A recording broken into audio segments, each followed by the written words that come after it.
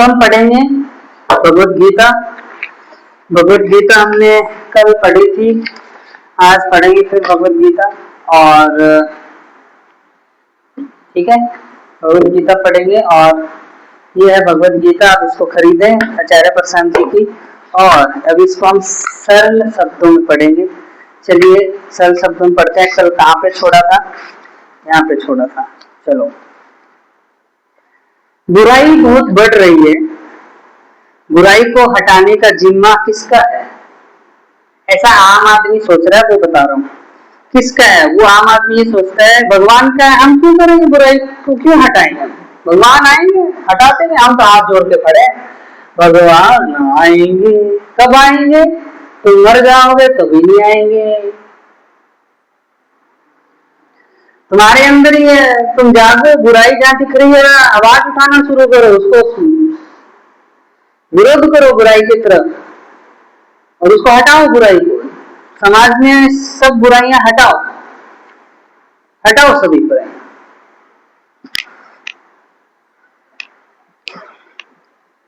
भगवान आएंगे, भगवान आएंगे ऐसा बोलते हैं आम आदमी। क्यों? क्योंकि भगवान ने खुद बोला था। भगवान ने कब बोला था? धर्म संस्थापनार्थ संभावनी युगे युगे। धर्म की संस्थापना करने तो मैं ही आऊंगा, बेटा तुमसे नहीं हो सकती, मैं आऊंगा। ऐसा आम आदमी सोचता है। तो फिर आम आदमी की जिम्मेदारी क्या बची? कुछ नहीं, उसकी कोई जिम्मेदारी नहीं बची, क्योंकि धर्म की संस्थापना करने का जिम्मा तो हमने किसके ऊपर समझा कि है? भगवान के ऊपर। तो अब तुम्हारा क्या करना? तुम क्या करने आए यहाँ पे? आम आदमी से पूछो तुम क्या करने आए भैया? जब सारा जिम्मा भगवान का है, तुम क्या कर रहे हो? क्या तुम क्या हो? क्या कर रहे हो तुम?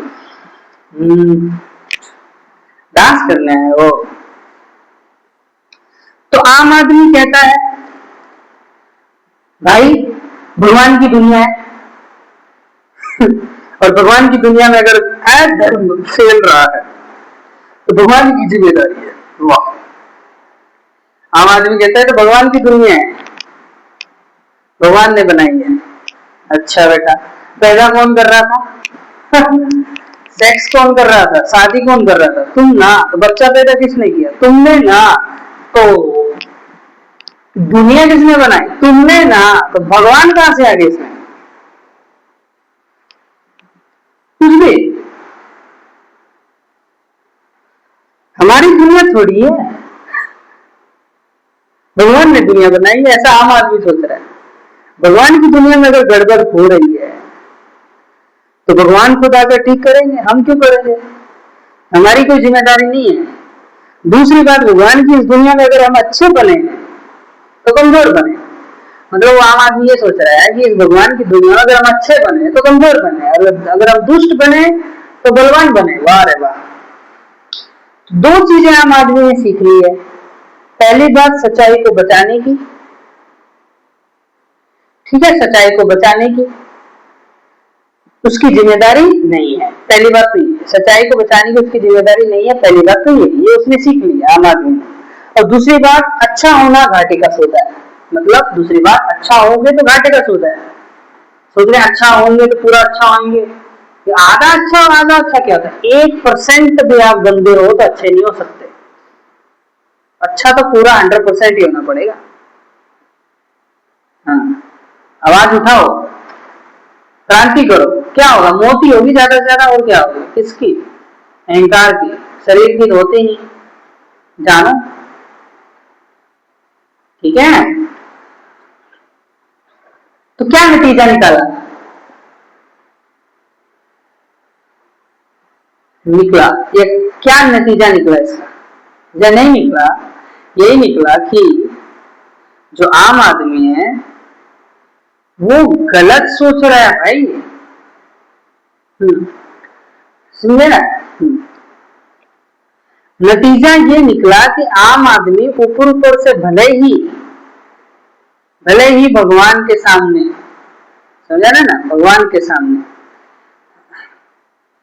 नतीजा ये निकला कि आम आदमी जो है ऊपर ऊपर से भले ही भगवान के सामने हाथ जोड़कर खड़ा रहा, पर भीतर ही भीतर वो अधर्म के साथ हो लिया, क्योंकि हमने उसको यही समझा दिया कि अधर्म ही बलवान रहता है। भाई अब ये तो पक्का है कि जो दुष्ट है वो जीतता है। वो इसलिए वो क्या करता है, बाहर ऐसे दिखावा करता है, ओम जय जगदीशिया रे, टिंग टिंग टिंग टिंग टिंग, ये ऐसे करता है। तुम भगवान का मतलब ओम जय जगदीशिया रे उनका अर्थ समझना चाहिए था। तुम कितने बड़े पाखंडी हो यार। मतलब हनुमान जी के जितने भी ज्ञान है तुलसीदास जी ने लिखे हैं, उनका अर्थ समझो। मंदिर में जाकर पंडित नहीं बता पा रहा है तो उसको हटाओ, दूसरा पंडित लगाओ जो समझा सकता है फ्री में। ये था मंदिर का मोटिव। तुम वहां जाके क्या कर रहे हो कि हाथ जोड़ रखे हैं, टीका लगा रहे हैं, कुछ भी कर रहे हो, और अंदर बैठा हुआ तुम्हारा शैतान, वो सोच रहा है कि कैसे मैं ब्लैक मनी कमाऊं, कैसे मैं पैसा कमाऊं, मन में ये चल रहा है और हाथ जोड़ रखा है मंदिर के सामने। क्या है ये, क्या चल रहा है, ये दोगुला बनती, ये गलत है। बस सीधी सी बात।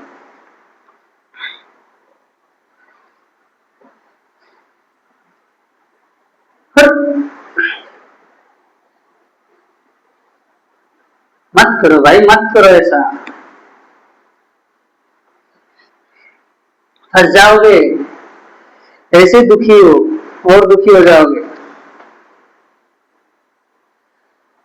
तो भीतर ही भीतर वो अधर्म के साथ हो लिया, क्योंकि हमने उसको यही समझा दिया कि अधर्म ही बलवान रहता है। भाई अब ये तो पक्का है कि जो दुष्ट है वो जीतता है। अब भगवान कब आएंगे कब नहीं आएंगे पता नहीं, उन्होंने तो बोल दिया संभावनी युगे युगे, संभावनी युगे युगे, और पर कौन से युग में आएंगे पता नहीं। और युग भी हमारा एक होता है पता नहीं कितने लाख करोड़ साल का। हमारी छोटी सी जिंदगी, उसमें भगवान आए ना आए हमें क्या पता, ऐसा आम आदमी सोचता है। हम तो ये कहते हैं भाई कि अवतार भी कुल मिलाकर अभी तक गिनती के हुए हैं, और हम कहते हैं कि ये जगत करोड़ों वर्ष पुराना है, उनमें गिनती के अवतार हुए हैं। त्रेता में हो गए, द्वापर में हो गए, अब हमारे कलयुग में आएंगे कि नहीं आएंगे हमें क्या पता, और आएंगे भी कलयुग में तो कलयुग तो बहुत बड़ा है और हमारी जिंदगी छोटी सी। ये बात तो सच है ना। तो ले देकर बात ये है कि भगवान हमें बचाने आएंगे कि नहीं आएंगे इसका कोई भरोसा नहीं है। तो अच्छे आदमी बनोगे तो बचोगे या नहीं बचोगे इसका कोई भरोसा नहीं, क्योंकि अच्छे आदमी हो तो कमजोर हो, और कमजोर हो तो तुम तभी बच सकते हो जब तुम्हें कौन बचाए, भगवान बचाए। और भगवान तो पता नहीं कब आएंगे, अगर आएंगे भी तो कलयुग बहुत बड़ा है, कलयुग में भी आपके जीवन काल में आएंगे कि नहीं आएंगे इसका कोई भरोसा नहीं। ये आम आदमी सोच रहा है ऐसा, पाखंड अनपढ़ पढ़ा लिखा गंवार, वो सोच रहा है।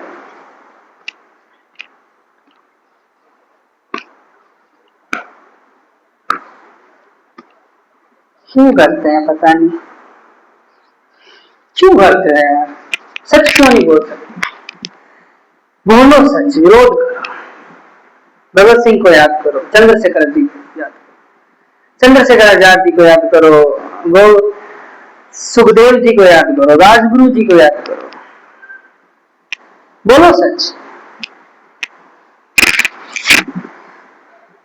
ये आम आदमी है ना, मैं निष्कर्ष निकाला है, वो तो बता रहा हूं, ये कोई अपना सिद्धांत नहीं बता रहा हूं मैं आम आदमी का मनोविज्ञान समझा रहा हूं।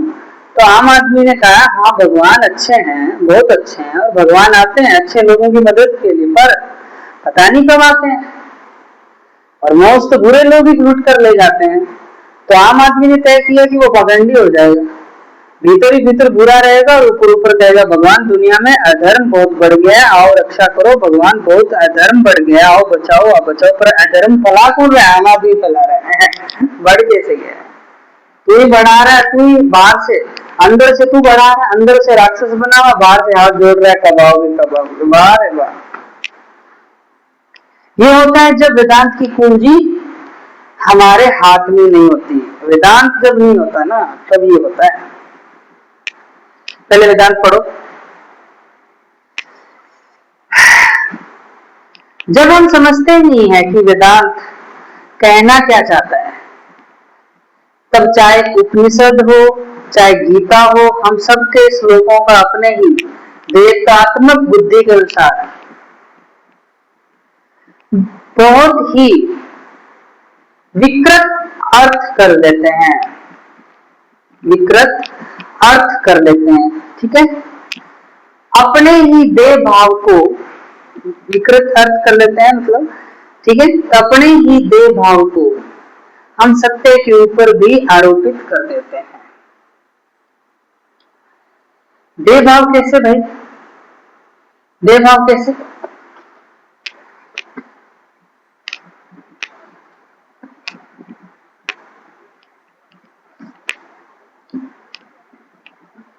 कि भाई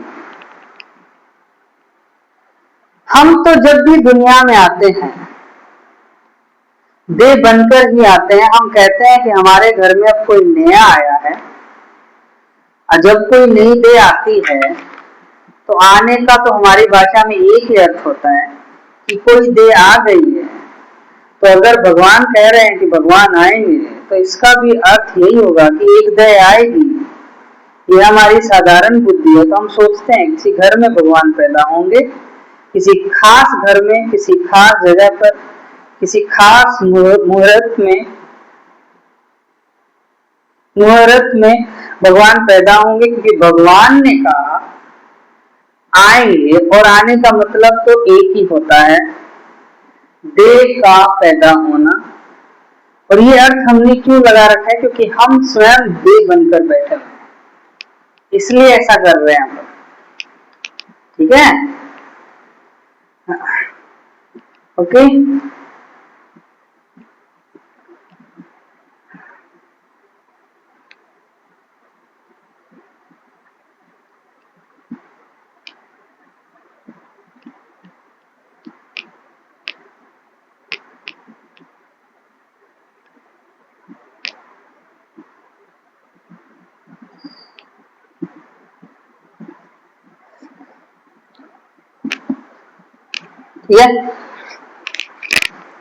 अब क्या हुआ?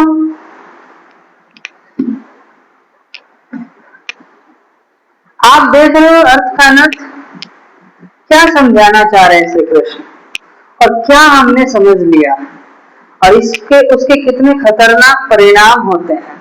उसके परिणाम ये हुए हैं कि सनातनी कबीर अपनी रक्षा के लिए स्वयं नहीं खड़े हो पाए, या हुए भी तो आधे अधूरे।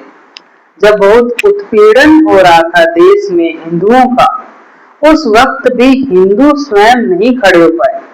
कौन हुए? सिख खड़े हो पाए, जिनको चादर ए हिंद उसको बोला जाता है। किसी हिंदू को नहीं बोला जाता, क्योंकि हमारे मन में तो ये बात है कि भगवान आएंगे, हमें बचाएंगे। हमें क्या करना है?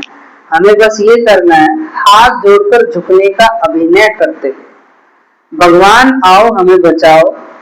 तो फिर हमें अगर बचाना है तो कोई बाहर वाला ही आकर बचाए, समझ रहे हो? डिपेंडेंसी है। अब सिख लोग जो हैं इतने अच्छे से इंडिपेंडेंस होते हैं कि वो अपना खुद का स्वयं रक्षा कर सकते हैं। इसलिए जो बंदा स्वयं रक्षा कर सकता है अपनी, वो दूसरों की भी रक्षा कर सकता है। तो सिखों से हमें बहुत कुछ सीखने को मिलता है, क्योंकि ग्रंथ में राम जी का नाम बहुत बार आया है। तो श्री राम जी का मतलब सत्य, बहादुर, बलवान। अब सिख भी हिंदुओं की ही एक धारा है, पर वो धारा वो है जो द्वैत से इनकार करते हैं। सिख की जो धारा है वो द्वैत नहीं है, अद्वैत है, निर्गुण भक्ति है सिख धर्म, निर्गुण की भक्ति। आप उनसे पूछेंगे वाहेगुरु का स्वरूप बताओ, तो कोई सिख नहीं बताएगा। वाहेगुरु का कोई स्वरूप नहीं होता। आप किसी सिख से पूछिए, क्योंकि गुरु ग्रंथ साहिब में राम शब्द इतनी बार आता है। आप पूछिए राम माने कौन, तो कहेंगे राम निर्गुण है। तो वो जो द्वैतात्मक बुद्धि है उससे हट पाए सिख, इसलिए फिर हिंदुओं की रक्षा कर पाए। जो निर्गुण की भक्ति करता है वो ही दूसरों की रक्षा कर पाते हैं। कश्मीर के हिंदू थे, वो गए थे किसी हिंदू राजा के पास नहीं, सिख गुरुओं के पास गए थे कि रक्षा करो। तो ये जो हमने देह भाव पकड़ रखा है कि भगवान जब भी आएंगे कहीं अलग जगह पर आएंगे और देह धरकर आएंगे, इस भाव ने हमें कहीं का नहीं छोड़ा। हमने सारी जिम्मेदारी भगवान के ऊपर डाल दी, और भगवान नहीं भी है तो कोई और है। हमें कुछ नहीं करना, हमें बस ये करना है हाथ जोड़कर झुकने का अभिनय करते हैं। ऐसे हाथ जोड़ लेने, बस कोई आएगा बचाने, कोई नहीं आएगा। आज भी लोग मिलते हैं, कहते हैं भगवान ने बोला है आएंगे, भगवान आओ। भारत पर आक्रमण होते थे, आप इतिहास पढ़िएगा, बहुत बड़ी तादाद में जन साधारण मंदिरों में इकट्ठा हो जाता था।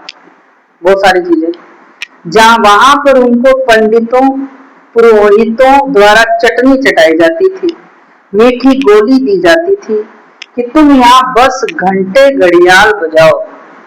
ये जो आक्रांताओं की फौज है ये हार जाएगी, क्योंकि भगवान ने बोला है कि भगवान आएंगे। अब ये सब विधर्मी लोग हैं, मलेच्छ हम पर आक्रमण कर रहे हैं, तो इनको हराने की जिम्मेदारी किसकी है? फिर भगवान की। भगवान आएंगे, संभावमी युगे युगे बोलकर गए हैं ना, तो भगवान आएंगे। ये आम आदमी की सोच। ये होता है जब हम गीता जी को समझते नहीं है, जब हम झुकने की जगह अपने ग्रंथों पर भी चढ़कर बैठ जाते हैं। अहंकार ऐसा ही होता है, वो धर्म ग्रंथ के सामने झुकता नहीं है, वो अपने ही अनुसार धर्म ग्रंथ का विकृत अर्थ कर डालता है, अलग अर्थ का अनर्थ कर डालता है। वो कहता है मैं ऊपर हूं ना, तो धर्म ग्रंथ को भी मेरे हिसाब से चलना पड़ेगा। अहंकार ऐसा बोलता है। आप देखते नहीं हो कि एकदम उल्टा अर्थ कर देते हैं, उल्टा अर्थ कर देते हैं, ठीक है। कहीं कहीं पर तो शब्द बदल देते हैं, शब्द कुछ और है चौपाई में या श्लोक में, दूसरा शब्द डालकर बता देते हैं जिनका उनका स्वार्थ पूरा होता है, जिनसे उनका स्वार्थ पूरा होता है। देखो यहाँ पर ग्रंथ में ये लिखा हुआ है, एकदम बदल दिया। कहो कि क्या कर रहे हो, ये नहीं कि सिर्फ अर्थ बदला है, श्लोक का शब्द ही बदल डाला और खुलेआम उसको बता भी रहे हैं कि देखो ऐसा है, श्लोक में ये अर्थ है, ऐसे बता रहे। श्लोक में ये शब्द है, हम ऐसे हैं, ये अहंकार की निशानी है, ये किसी व्यक्ति विशेष का पागलपन नहीं है, ये एक सिद्धांत का लक्षण है। उस सिद्धांत का नाम अहंता अहंकार है। अहंकार स्वयं को आत्मा माने अंतिम सत्य मानता है। अहंकार कहता है मेरे सामने जो भी होगा मुझसे छोटा ही होगा, क्योंकि अंतिम सत्य तो मैं हूं ना, ऐसा मानता है अहंकार। जब आखिरी मैं हूं तो परम मैं हूं, परम मैं हूं तो मुझसे बड़ा कौन हो सकता है, इसे अहंकार बोलता है। तो मेरे सामने चाहे उपनिषद आए, चाहे गीता आए, सबको मुझसे झुकना पड़ेगा। जो मैंने पहले से आग्रह बना रखे हैं, जो मेरी पहले की मान्यता है, उसके अनुसार मैं हर बात का अर्थ करूंगा। मेरी मान्यता नहीं टूटनी चाहिए, मेरा मत नहीं खंडित होना चाहिए। जो मुझे लगता है वही ठीक है। अब मैं अपने आप को देह मानता हूं, तो मैं ये मानूंगा कि भगवान भी देह ही होते हैं। ये अहंकार अहंकार आगे किसी को बोलने नहीं देता है। वो सोचता है मैं ही हूं सब कुछ, मैं ही सबसे बड़ा हूं। बल्कि बात सच ये है, क्या बात सच है? बात सच ये है वो है ही अहंकार, ठीक है। तो